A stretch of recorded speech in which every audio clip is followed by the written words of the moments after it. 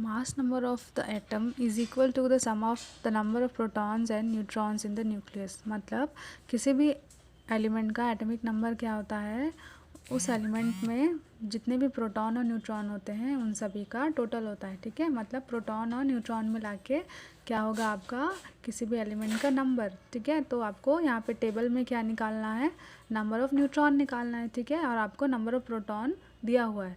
ठीक है, तो आप नंबर ऑफ़ न्यूट्रॉन कैसे निकालेंगे, हमें पता है कि मास नंबर क्या होता है, sum of number of proton plus number of neutron. ठीक है, तो आपको प्रोटॉन की वैल्यू गिवन है, मास नंबर गिवन है, तो न्यूट्रॉन आप निकाल सकते हैं।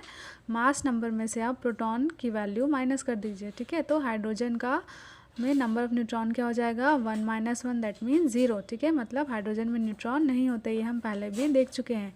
हाइड्रोजन एक एक्सेप्शन केस है।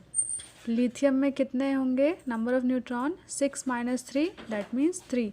कार्बन में 12 - 6 दैट मीन्स 6। ठीक है, ऑक्सीजन में 16 - 8 that means 8 and so on. ठीक है, you may know that the nucleus is 10⁵ times smaller than an atom. We also know that both neutrons and protons are present in the nucleus. Now the size of the sodium atom is 1.86 into 10⁻⁻10 meter. Can you answer the following question about the sodium?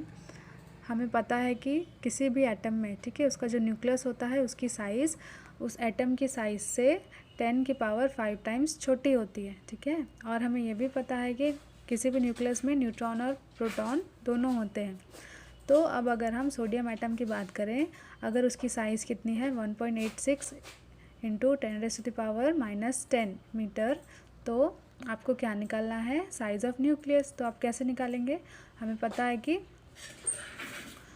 Nucleus की size कितनी छोटी होती है atom की size के 10⁵ times. ठीक है, तो आप जो सोडियम एटम की साइज़ है उसको किससे डिवाइड कर देंगे, 10⁵ से, तो आपकी किसकी साइज़ निकल जाएगी, न्यूक्लियस की साइज़। ठीक है, now second question, keeping in mind the ratio of size of the nucleus to the atomic size, how will you show a sodium atom, can you pictorial depict a sodium atom accurately. अब आपको पता है कि जो nucleus की size होती है, ठीक है, और जो एटम की साइज़ होती है उन दोनों का रेशियो क्या होता है। सेम क्वेश्चन है, यहाँ पे भी आपको क्या निकालना है, न्यूक्लियस की साइज़। ठीक है, तो आप किससे डिवाइड कर दोगे, 10⁵ से। Next is isotopes, atomic mass and isobars. If we look at carbon in nature, it is seen that the mass number of carbon atom is in some cases is 12 and in some cases it is 14.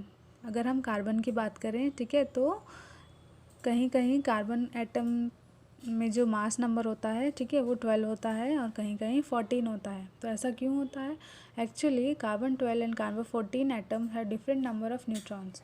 ऐसा क्यों होता है, क्योंकि carbon 12 और carbon 14 में जो number of neutron होता है वो अलग अलग होता है। While carbon 12 has 16 neutrons, the number of neutron in carbon 14 is 8। ठीक है, कार्बन 6 की बात करें, कार्बन 12 की बात करें तो उसमें नंबर ऑफ़ न्यूट्रॉन 6 होते हैं, लेकिन वहीं अगर हम कार्बन 14 की बात करें तो उसमें नंबर ऑफ़ न्यूट्रॉन्स कितने होते हैं, 8 होते हैं। In nature a number of element are present whose atom have the same number of protons but different number of neutrons. ठीक है, तो हम नेचर में ऐसे भी एलिमेंट प्रेजेंट हैं जिस एटम में नंबर ऑफ़ प्रोटॉन तो सेम होते हैं लेकिन नंबर ऑफ़ न्यूट्रॉन क्या होते हैं, डिफरेंट होते हैं। ठीक है, सेम एटम में नंबर ऑफ़ प्रोटॉन सेम होंगे लेकिन नंबर ऑफ़ न्यूट्रॉन अलग अलग होंगे।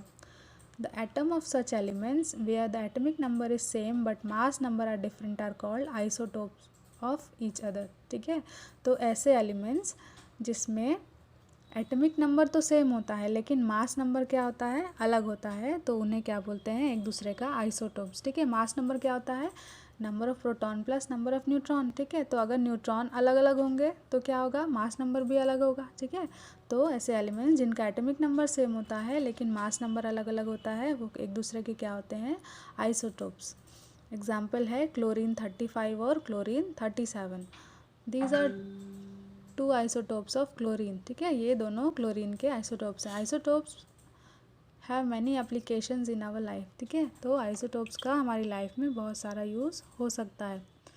For example, an isotope of cobalt is use in treating cancer, an isotope of iodine is use in goiter treatment and isotopes of uranium is use as fuel in nuclear reactors etcetera. ठीक है, तो यहाँ पे कुछ isotopes हैं जिनका हमारी daily life में क्या क्या यूज़ है। तो फर्स्ट इज़ आपका जो कोबाल्ट है, ठीक है, उसका यूज़ उसके आइसोटोप का यूज़ किस में होता है, कैंसर ट्रीटमेंट में। ठीक है, और जो यूरेनियम आइसोटोप है उसका यूज़ किस में होता है, न्यूक्लियर रिएक्टर में एज अ फ्यूल।